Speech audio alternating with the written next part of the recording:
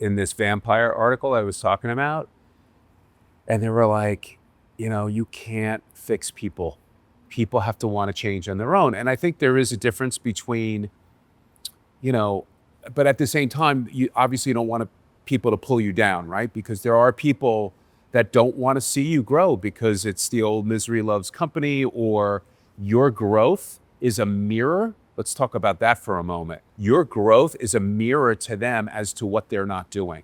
And that's Yeah. what really bums me out. People see all of a sudden you rising and getting things done, and it's kind of a reflection of what they're not getting done. But on the flip side, I think one of the things, I will say a small little, somewhat compliment to the way that I've approached things, is that I think in a really healthy way over the years, if I've seen someone that does something really well, I'll extend myself and ask them, like, how did they do that? How'd they pull that off?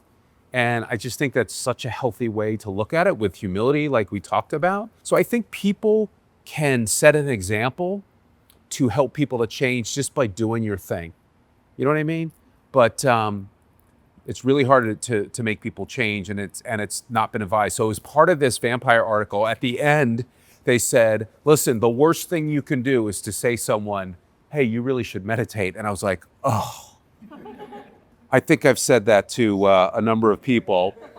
And again, here's the example. You could talk about, like, hey, I've been into meditation and really helped me. And, you can shoot somebody an article. There's kind of a subtle nudge, but they're like, dude, like, you do not want to say, hey, you should meditate. Like, so there's that, to your point, you have to let people have their own path, even if you're pretty convinced it's not the right path. Obviously, you don't want people to hurt themselves, but everybody's got to do it their own way.